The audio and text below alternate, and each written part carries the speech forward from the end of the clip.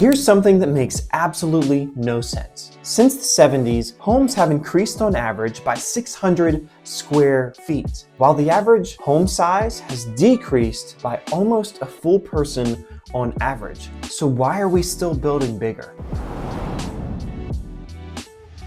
Hey, I'm Adam Stinespring. I'm a realtor here in Lynchburg, Virginia. And today we're going to walk through 3 psychological forces that explain why this paradox exists. And by the end, you'll understand why your brain craves space when logic says that you don't need it. Plus, I'll share some stories about a couple of people that I know who broke this pattern. But first, let me show you some numbers that show just how extreme this trend is. According to the US Census, new single-family homes averaged about 1,600 square feet in 1973. By 2022, that number hits 2,200 square feet, almost 2,300, and it's a 42% increase. Meanwhile, average household sizes have dropped from 2.9 people to 2.5 people on average. We're literally building 40% more house for 15% fewer people. The first force behind this, we call it status signaling. Here's what happens to your brain during a house tour. Larger spaces trigger what psychologists call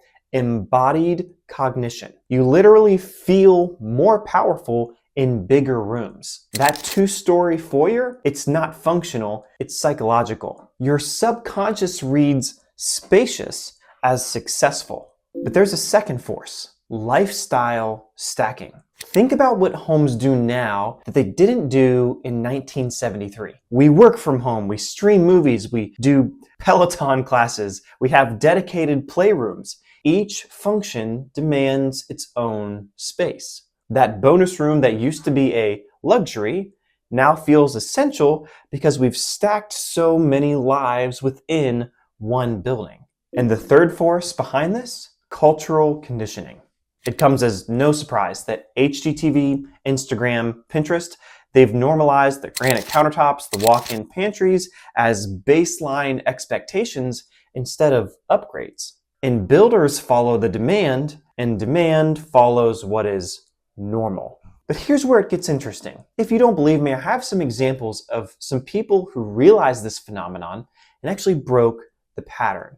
The first example, I had a client who was moving from out of town and they had the budget for a 4,500 square foot house, and we looked at a lot of those. They ended up choosing a 1,900 square foot house. When I asked, hey, this seems a lot smaller than what we had been looking at. And they said, well, as we were planning furniture and functionality in some of these other houses, we realized we don't need it. Second example, I have a real estate buddy who a few years back wanted to upgrade from a 1,800 square foot house up to almost a 5,000 square foot house because he had the ability to. The original plan was to host. He was already hosting a lot and he loved to do it. And he said, this space is going to give us that ability and the freedom to host in the ways that we want to. And a few months ago, I was talking with him. He said, yeah, I think we're probably going to downsize. I said, interesting. He said, yeah. We soon realized that we didn't really need the space to host. We just needed the people. Both of these are great examples to show the dichotomy and the tension that we hold between